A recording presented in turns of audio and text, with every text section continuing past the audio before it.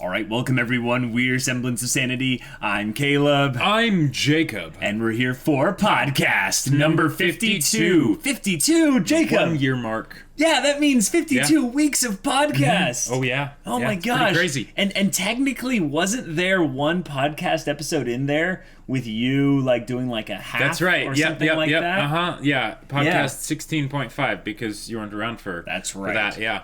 Mm-hmm. But oh my gosh, yeah. guys, thank you so much for watching our podcast this last year. This has been incredible. There have been a lot of really cool things that have happened in the last year, but one thing specifically amongst our community has been a hallmark of just what kind of mad craziness can be in specifically our Discord, right. and that is the Discord faction events. Yes. Last time we had them, they were dubbed the May Madness events.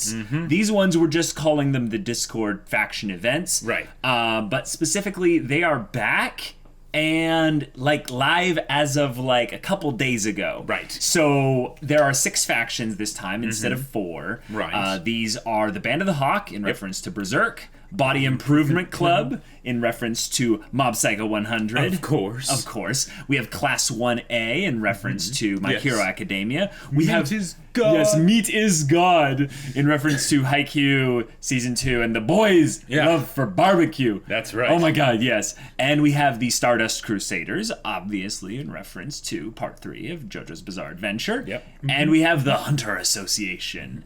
So these 6 factions will be duking it out for conflict. Yes. And yes, prizes and glory. we're going to tell you some very fun reasons as to why you should be interested in this if you're like, that just sounds... That sounds whack. That sounds weird. like a Harry It's Potter not- ripoff, you not for know. me. Like, But nah. in some ways, you can actually think of them as Harry Potter, Hogwarts houses Shamelessly. Because we are shamelessly ripping off that idea. That was where this idea was born from in May.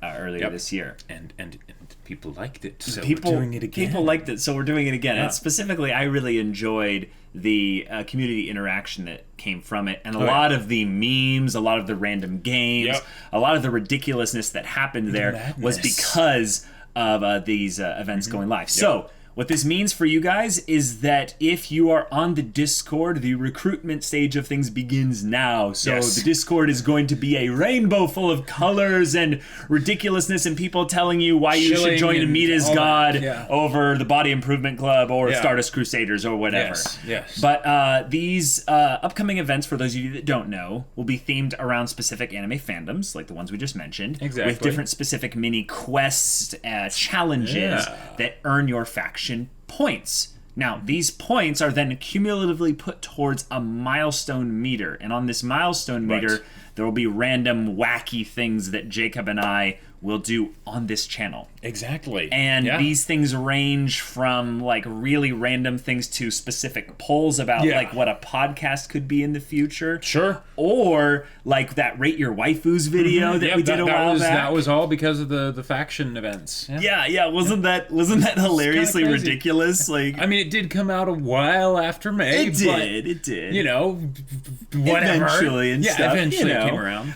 Do you guys remember the meme videos that we reacted to? Yeah. You may have a stand, but right now you can't even stand. Yeah, they came up with some really awesome They were really stuff good. So that's coming back, but with 6 factions instead of 4. Yes. So if you have any level of Patreon support, any at all, you can get into the Discord. If you don't know how to do that, I've been telling a lot of people how to do this, but it's okay if you don't know how to. That's no problem.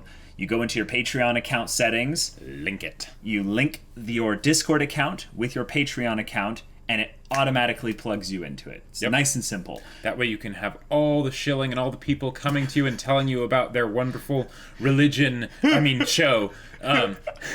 It's pretty fun and ridiculous. So, guys, with this milestone meter, we have basically an opportunity for interaction with you guys. Yes. What are some things that you think would be good ideas to put as incentives or rewards on this milestone meter for us to put out here?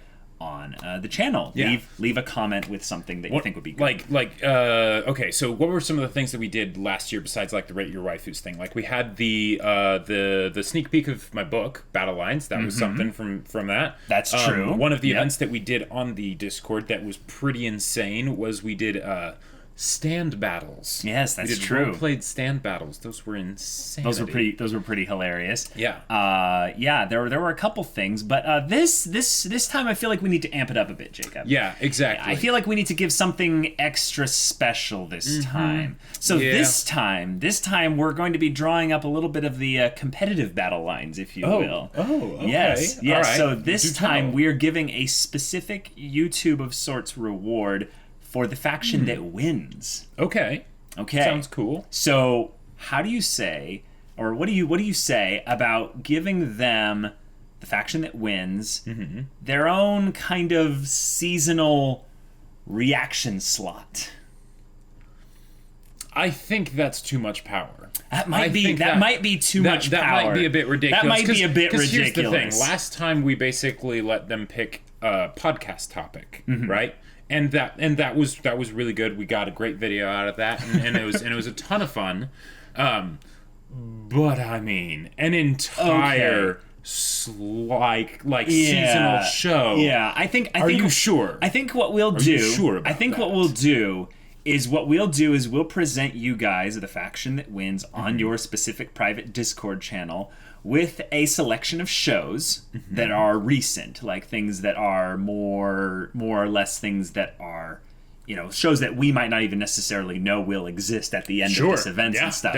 That's true. And we'll present them to you, and all of the members in that faction, now just them, get to vote on this additional slot. So this isn't taking anything away from you guys. This is as additional. Wow. As regular Patreon members just voting and stuff, or anyone that patrons later and stuff. That seems pretty insane. You're saying that in addition to the shows that we are already doing, we are going to be giving an extra show. To you guys. Now, this show won't continue a new slot forever. Okay. So after this show ends, we won't have a poll to replace it. Gotcha. All right. But how does that sound? That sounds pretty insane. That sounds pretty awesome. Sounds pretty awesome. So get ready for those events because they're coming up and stuff.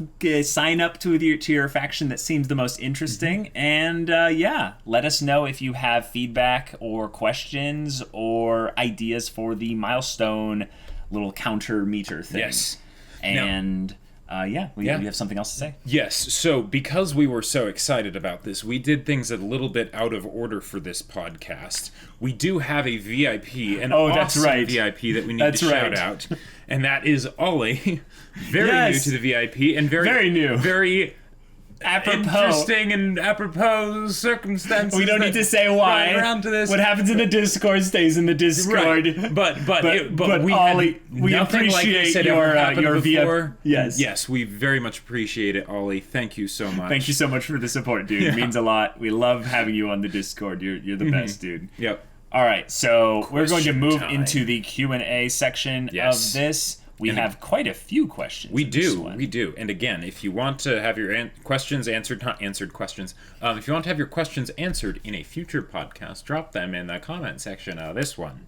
That way we can get to it there. Yeah. First question's from Graham Spector. How do you guys deal with criticism, or at least the fear of being in the public eye? I'd like to eventually make something, but when I see how people treat others when they don't like something they made, and then imagining it directed towards me, I feel like it's not worth it. Ooh. Being vulnerable and expressing yourself just for people to hate on you for something you put care and effort into seems terrifying. I totally get where you're coming from here. This is something that we dealt with a lot of fear and trepidation about in the early stages of the channel, and I would say one of the things that you'll find is that the internet is not as horrible of a place as you think it is. It can be horrible. There are definitely the outliers, but in general, pretty good. Yeah, and I would say that the criticism, or at least the fear of being in the public eye, is outweighed by the enormous positive response, at least in our experience that we've gotten. And that's something that I feel like not everyone is going to get, But if you have your passion and you put your entire essence into it,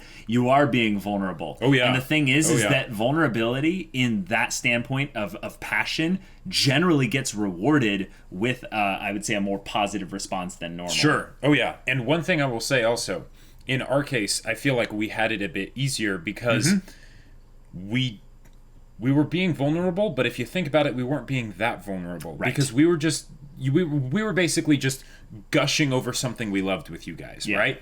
It wasn't something where we had to think about that fear of failure necessarily because we weren't even thinking it would really go anywhere at the beginning. It's just like, hey, let's try this out, right? You know, see what happens. Yeah. But with something where it's like, oh no, this has been your dream for a long time. I absolutely understand what you mean. Yep. I feel that a lot of the time with the book I'm making. And, totally. And I will say, be upfront with people. Be vulnerable. Like that really is. Be willing to be vulnerable. Yeah. Be willing to be vulnerable because that's a lot of trust that you're basically giving to the people that are watching you put out this thing that you're putting out. Yeah. And I would say that for the most part, you're going to be fine because like you have the internet as your protective barrier between the people that might actually be assholes and stuff. Yeah, most of the assholes don't start coming out of the woodwork until like you actually start doing well, and then it's like, and that means you're doing something relatively right. Yeah, well. exactly. Yeah, that's good.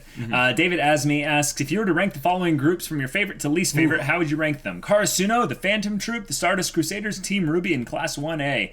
Wow.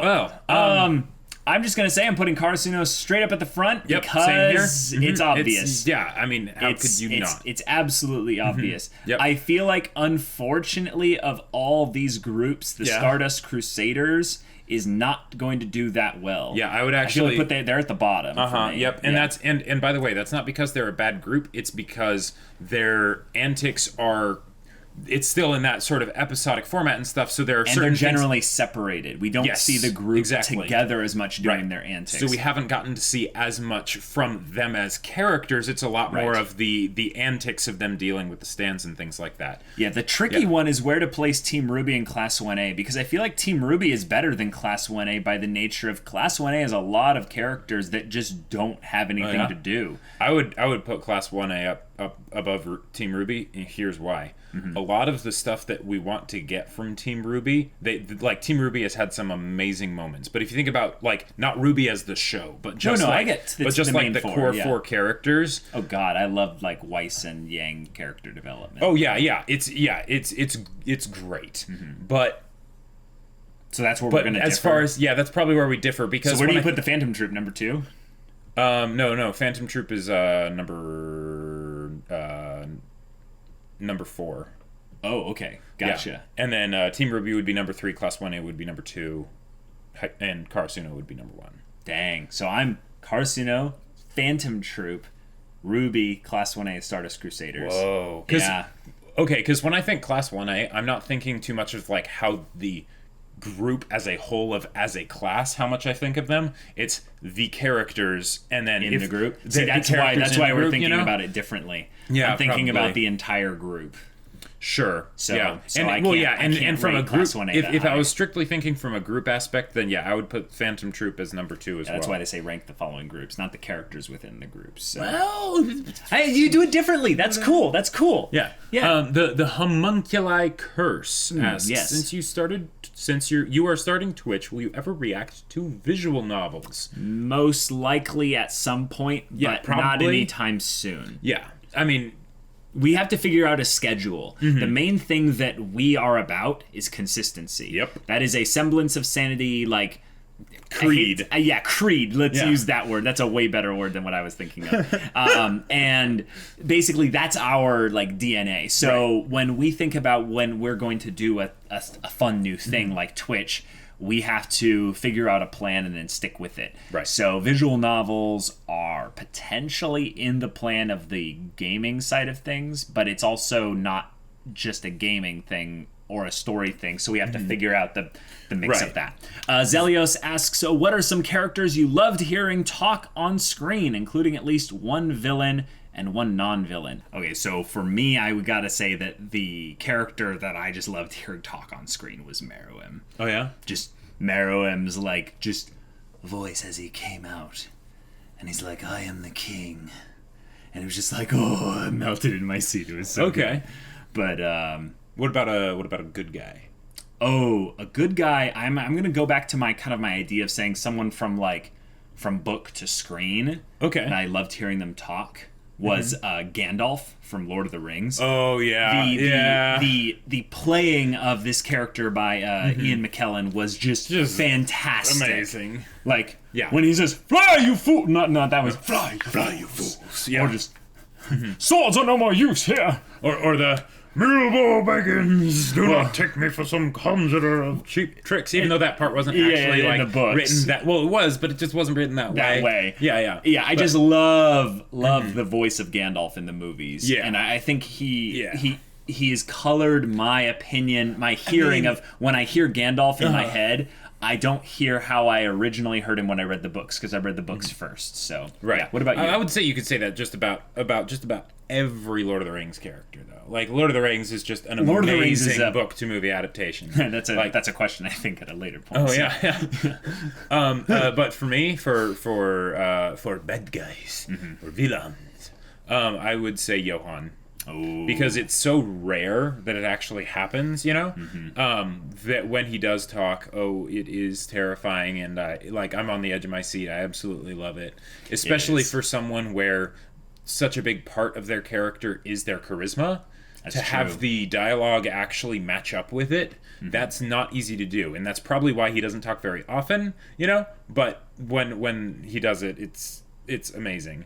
What about a non-villain? Non-villain. I would have to say Revy from Black I knew you were going to say that. Because okay, I knew you were going to say that. Black Lagoon is one of if not just I think it's hands down just my favorite dub ever. That's awesome. Bacano's great. There's a bunch of great dubs out there. Screw you, dub haters. But Black Lagoon dub is amazing. And just every time Revy basically opened her mouth, it was just awesome. Whether hilarious or serious, it was wonderful. That's awesome. So, yeah. Alan Santos asks, can a bad ending ruin the whole story? Oh, here we go. If yes, what's a story in any medium where you guys feel that happened? Oh, shoot. Heroes. Yes. A bad ending can ruin the whole story, and Heroes is worse than that. Oh yeah, so don't even talk about Heroes. No, that was a mercy killing by the time it got to the ending. Yeah, and that also could be said as having multiple endings that ruined it over the course of time. And they kept. I'm gonna say, because this is my show to rag on, and I know I'm biased towards it, but it's ReZero. I feel like the ending of season 1 of ReZero ruined the whole story for me. I could see that, because let's face it, the real ending was episode 18. Yep. Nothing else after that really matters. Yeah, it's a story, a show that jumped around in a lot of little mini stories and didn't know really what it wanted to be when it grew up. So it kind of... Also, I think it might have just been a bad adaptation, because it tried to sort of end properly, and it just and also all over itself. When I think about ReZero, the fact that it's a light novel adaptation, episode 18, right? So there's about 6 episodes after that, so that's probably about 1 light novel. Right. So what it felt like, what I get the feeling it is that it didn't transition between the light novels very well. Each light novel had something different that it was doing, but then in the show, it's we have to be a 2-core show. Yeah. What about you, Jacob? Okay, so we both agree that it can. Oh yeah, absolutely, totally, absolutely. What I would say, and you could do that one show's movie. Wait, the one show with the movie that has a great movie all the way up until the end of the movie. And then it just... Oh, no. Okay, here's what I want to know what you were thinking of. What I was originally going to say was Code Geass. Don't hate me. I was going to say that basically it's the second season, not the actual ending. But it's basically all the stuff that was sort of leading up to that just... But that's not what I'm going to say. What were you going to say? I think you were talking about the Madoka Magica movie. Oh. Yeah, you've talked to me with vehement anger about that movie's ending. Yeah, so... I do hate that one. I absolutely hate it. Okay, good. That's a better... But here's the thing. Okay. I have one that goes... far beyond. I'm scared now. What is it? And that is... I almost don't want to say it because that is to acknowledge that it exists. But that is Usagi Drop. Now, Usagi Drop is an anime original. Don't let anyone tell you otherwise. And if they say that there is some sort of manga, this is the one with the weird don't manga. read that. Don't read that comment. Don't listen to that person. Plug your ears and save your soul. Okay. Because... Okay. Can I still watch the anime though? Oh yeah, the anime is so sweet. It's so heartwarming and so wonderful. Okay. I've heard that this one is the one that has the manga that you just do not talk about. No. Okay. All right. Let's move on. Let's move on. SXMCS asks, "Hey guys, I just realized that both of your names have a religious background, so I was wondering if you come from a religious family." Yes, we do. Mm-hmm. Yeah. Yep. Book Lover asks, "Hey, Book Lover, I love your questions. What do you two do outside of reacting, watching stuff, and outside of other stuff related to the computer?" I do a lot of Ultimate Frisbee. Mm-hmm. I am what's known as a fanatic of Ultimate Frisbee. Yes. I play League, I play Pickup, I play for fun, I throw for fun. I that's probably the main thing I do outside of this. Yeah, I do a bunch of other things, but I'll keep that for future stuff. I don't know. For me, it's D&D. And if you know that reference, D&D Beyond, then amazing. But basically, Critical Role is the computer. It's not that, but basically just playing D&D. Sure. I love tabletop games. And yeah. It's zombie apocalypse time. Your top 5 favorite characters from each anime for both of you. How well will you do? What would those 5 characters be doing during the zombie apocalypse? Killing zombies, taking care of the injured, getting food, etc. Huh. Who would your 5 be? I don't have 5 favorite characters from... Wait, from each anime? No, I think it's just we each say what our 5 favorite characters are and then how they would help in the zombie apocalypse. But see, the thing is now I'm going to be thinking about these characters. What are your 5 favorite characters, kind of a thing? Yeah, and also I'll be thinking about them mildly in terms of a zombie apocalypse. Okay. So how about I'm going to change the question. The question. Let's limit it to the 5 characters from shows that we are currently or have reacted to. Let's not do that. Yeah, because I am already. I'm not even going to answer you. You do your list. Okay, so 5 characters, and I might miss some here, but this is what I got. I can't do this. So Yuki Nagato, she would be very helpful during a zombie apocalypse. Reality bending powers, that would be awesome. Shoko from A Silent Voice, less helpful. I mean, you'd do anything for her anyway, so you would have a confidence booster. Yeah, exactly. She would just help the whole team just get along. And then it would probably be Kamina. Okay. And he would just, again, he'd get himself Yeah.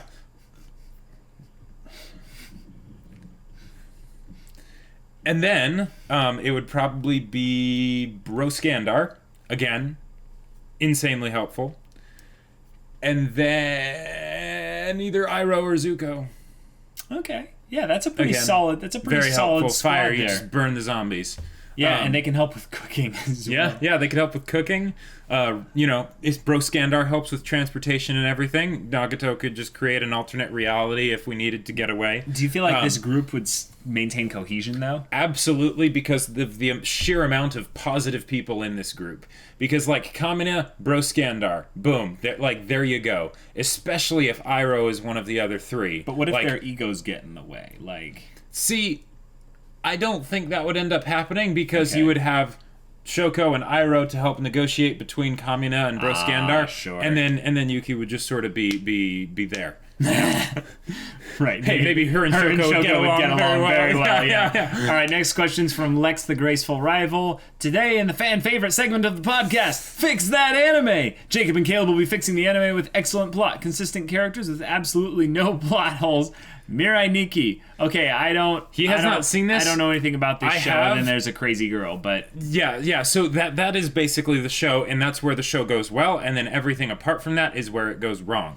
Oh, so you can probably fix it without spoiling me then. So I would say I could fix it pretty well. One of the biggest issues with Mirai Nikki is the character/plot, because it goes for an episodic plot structure, which is really dated if you think about when this came out. And they didn't do much with the characters to make you care about them, so you were spending a lot of time with other characters when really you want to see the antics of the crazy girl and the boyfriend, I guess, that she is dragging along through all the antics. Gotcha. So if they had focused on that more, would have been a lot better. If they had made it so the whole thing of the inconsistent characters, like that's very much a thing. The whole reason of like what they're doing and what they're going after and why and all that stuff was also kind of ambiguous. So if they made it more personal, because again, the whole crazy girl, that is something she cares, right, in her own very special way, but that's about another character, not about the overall conflict, and it's usually just keep this person safe. So giving that's her yandere. Right. So giving their basically giving like a guiding beacon of something that they would actually be working towards, that they have a reason to be working towards, not just you have to do this otherwise you will die kind of a thing. That would have fixed it a lot. And then the ending changed up a little bit so that again it's more character centric rather than plot centric. Okay. But yeah.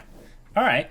Next question is from Queen. So I wanted to showcase an argument between siblings where they say hurtful things to each other, so they have to separate, and I'm having issues on how to get them to apologize to each other without it seeming to be one or the other's fault for the argument. Any tips? I feel like you've dumped us in with no middle. Right. So one of the things that the argument has to be based upon is, I think, how they both want something, but they aren't able to communicate it. Okay, yeah, communication is a great way to do that. If you have a communication breakdown of where they're not able to get over the verbiage, the specific kind of ways in which they talk about it, and how basically they both come to an apology that's basically the same type of apology, it makes it seeming like neither was really at fault at the whole thing here. The problem is that if you break it down with any level of scrutiny, you will be able to pretty much see that it was probably most someone else's fault. So I would get rid of the idea of having it be, empirically neither of their faults. Have it be a little bit in one of theirs. That's that's okay. But I'd love to hear your thoughts. What I would say, well, again, I mean, I love this, so it's no surprise that I'm talking about it here. But A Silent Voice, it's fantastic. The movie and the manga, they both go into the whole deal of communication and how that can like cause relationship schisms and all that. Right. No sibling ones, or I mean, there is one, but not. That's not as much of a focus. But it focuses on just the whole aspect of that really well. And one of the things that it does specifically very well is, and more so in the manga, but it makes it so that you realize how all of the characters really have their own problems, and and they are problems, right? But it's the very fact that they're still friends despite those things that makes the friendships matter a lot. So if you could make it so that it actually is very much both of their faults, then that would be fantastic, because then they can just realize, okay, I mean, I can focus on what you did wrong, but I know I did just as much wrong. Right. So and I guess that's not really telling details, but you can do that, especially if they have some other thing that they basically need to work together on. Yeah. So then it's like, okay, let's just forget this. We have something else we need to do right now, and then there you go. Yeah.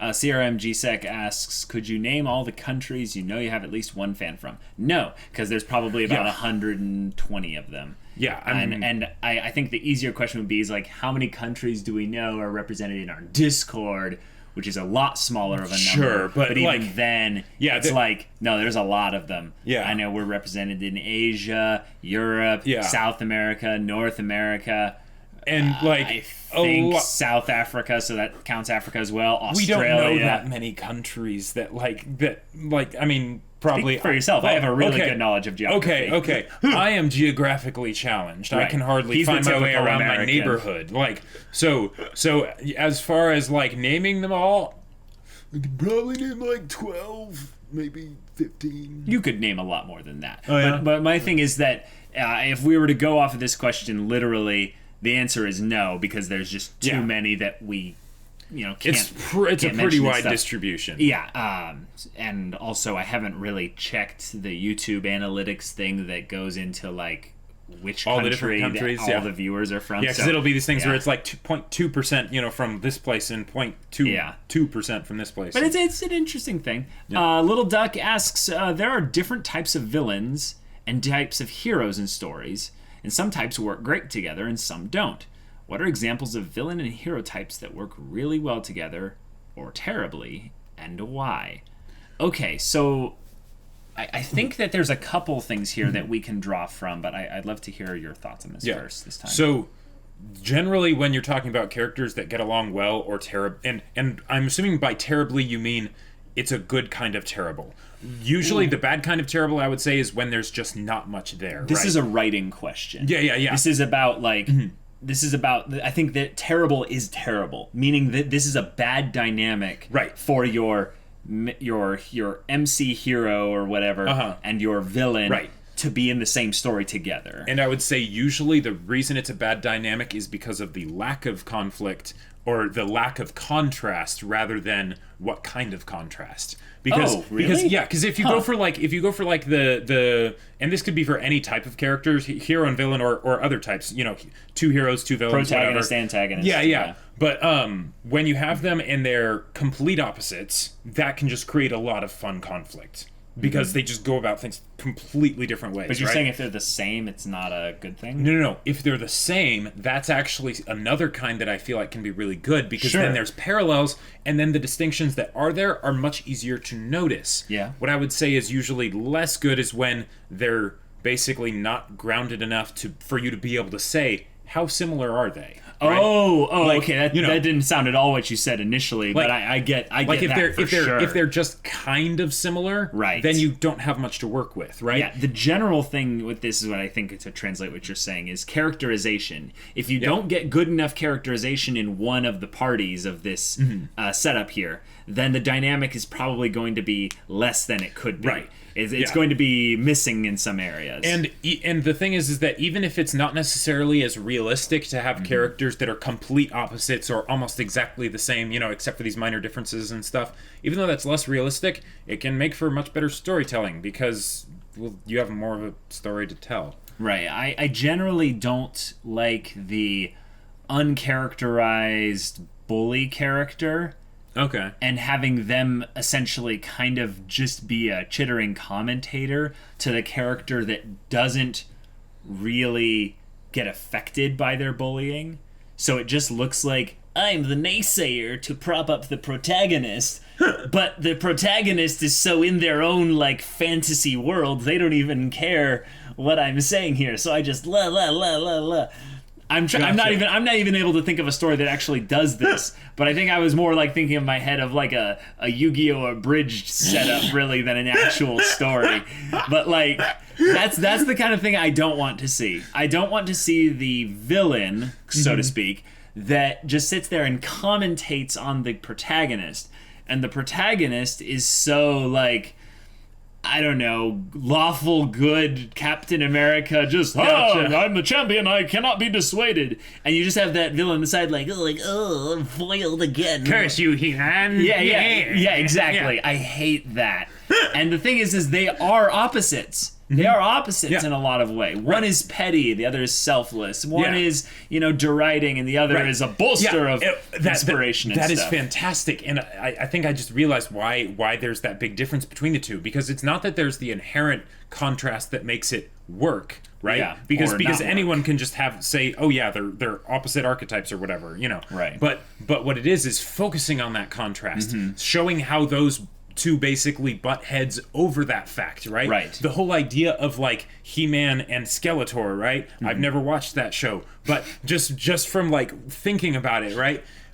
that whole idea, yeah, it seems kind of like, okay, that's dated, that's old, it's cheesy and all that stuff. But what if you had something where He-Man was really getting into how could you possibly do these terrible things to all these all these people? Like what is wrong with you? Yeah, what twisted you inside and all that stuff? And then he's like, and then Skeletor could be like, you don't even stand up for yourself at all. Like, how could like he could do all these way too things. Meta, like, Jacob. Yeah, but no, I know, and I'm using a specific example, so it doesn't work out exactly well. But the idea that you need to take the contrast and then focus on it to allow for conflict to arise in a story because of the differences, not just because of plot. Right. Any type of villain protagonist antagonist dynamic that I like has to do with each character having well defined motivations and natural conflict coming of that.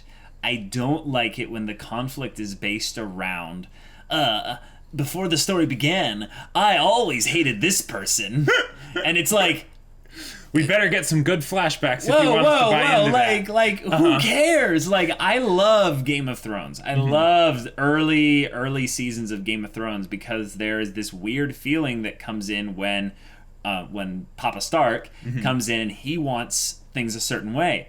And he's meeting all these people that have their own very different wants and desires. And you're like, this is a den of just nope. Like, and that's a fantastic example of how you have an extreme in one way, right? Papa Stark, is just awesome, right? Yeah. And then you have all the other, like, you thought there would have been one way to do an opposite. There's so many you can't even believe. And amazing conflict comes from amazing conflict. Next question is from Lex the Graceful Rival again. Hey, cool. The general rule, you should show and not tell. But what are the cases when it's better to tell and not show? What's the best example of using tell rather than show? Okay, so I would say you're kind of searching for... here's the thing. I would say that in terms of artistic expression and in terms of blending show and tell, is that you're always going to have some element of show in there. That's the thing I think you can't really get away from, especially in our medium like anime, for instance, or any kind of visual medium. There's going to be some element of show. But with tell, I think it's that it's really tough to define this because I would say that you could do almost anything with show given enough time. Enough time and effort, right? It could be really hard to do, but you could do it, right? You broke it down really well. That's good. Like you could do flashbacks for all the character relationships and for all the lore and things like that. But when no one has time for that. Exactly. So, it's when you want to dump just that 3-word explanation that just immediately characterizes someone. That's what it is. I think the main thing is keep it character focused, because a lot of times exposition gets criticized because it's focused on something with a lot of proper nouns, especially in the fantasy or sci-fi genre, that's world building, and we don't care about that. Well, and you can keep it character focused for the most part, right? And you can have it like one of the ways that telling is usually most important is for world building stuff. Yes, that's true. And that can be fantastic because again, you don't have time to go and actually explore the entire world. But what you can do is by tying it to a character in some way, make it be a character that you care about that's asking about it or something like that. You can make it so that now, the fact that we're getting exposition is good. Yes. So, exposition in and of itself is not bad.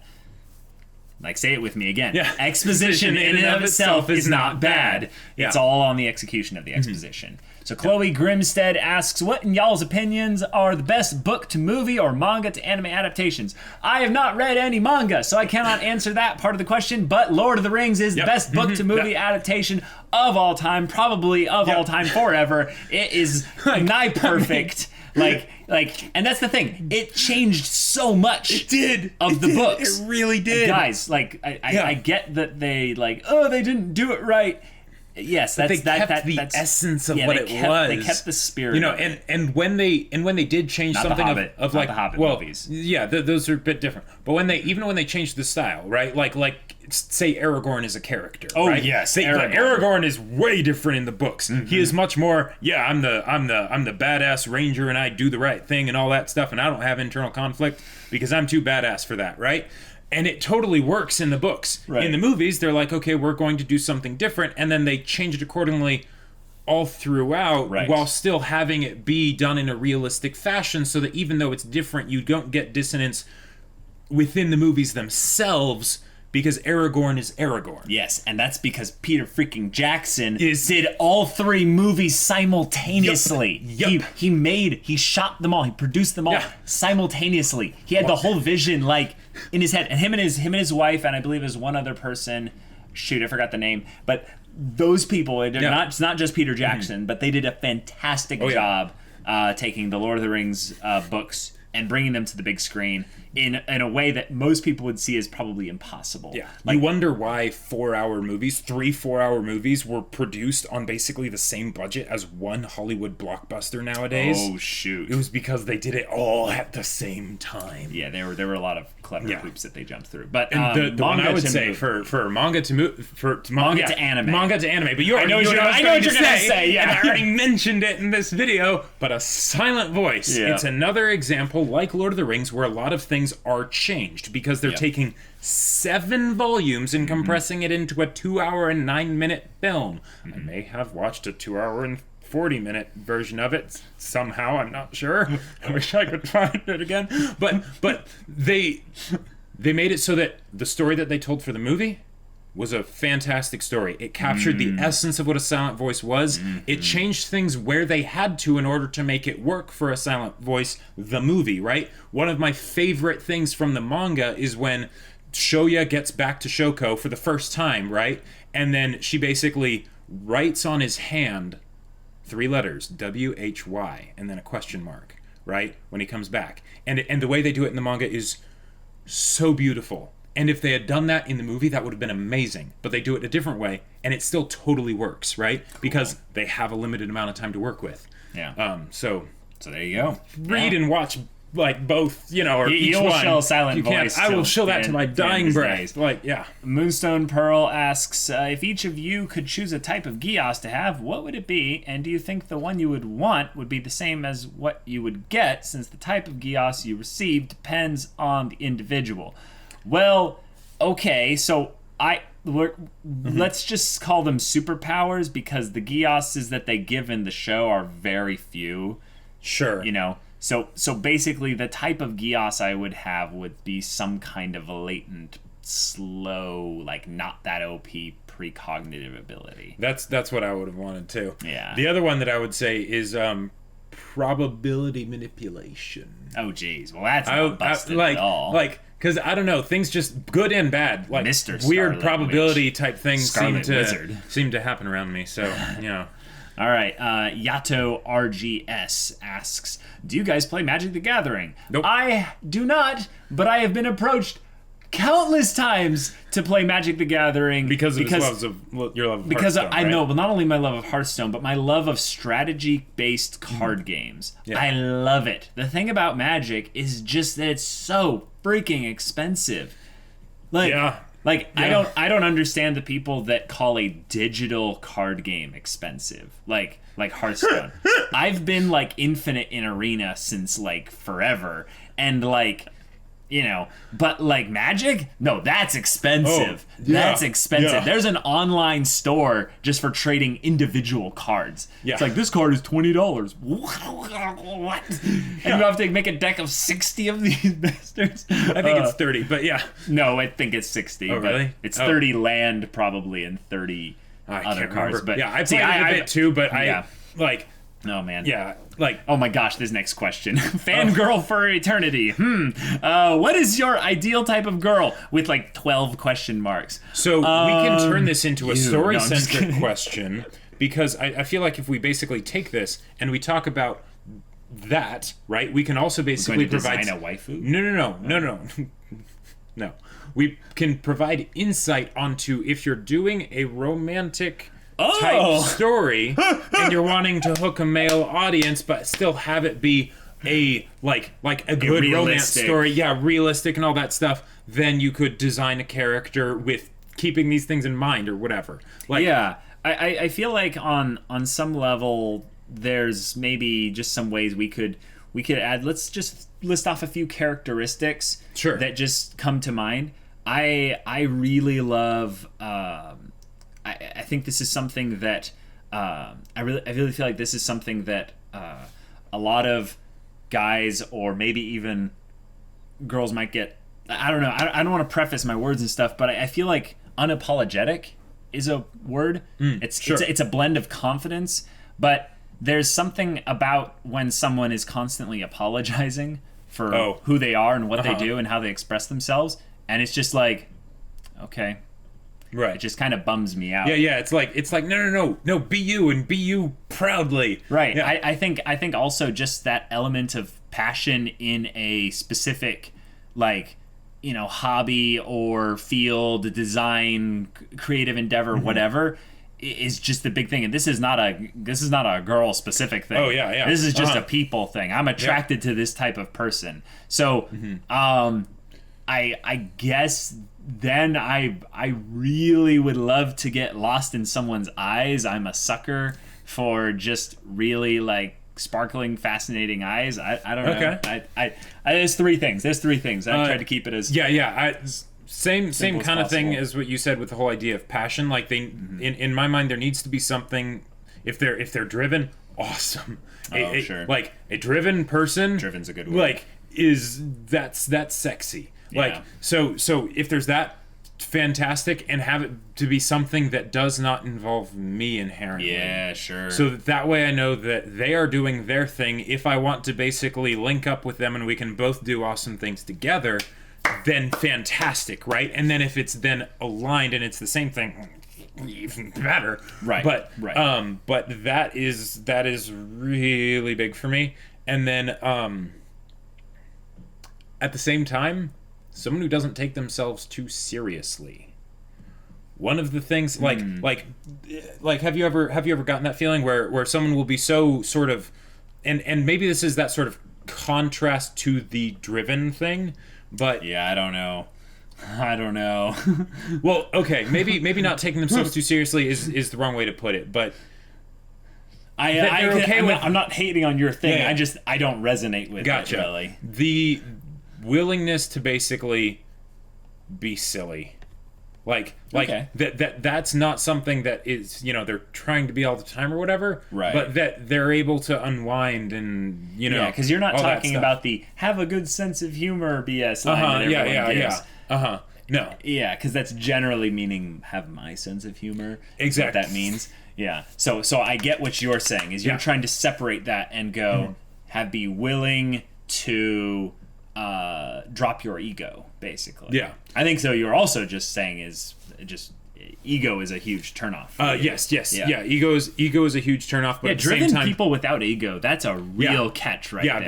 because it's a contrast. It's valuing yourself enough and what you're all about in order to go after things confidently, but at the same time not tapping into arrogance. Exactly. Yeah, that's really tough. And then now this isn't a proper third one, I would say. Let's get physical, Jacob. But okay.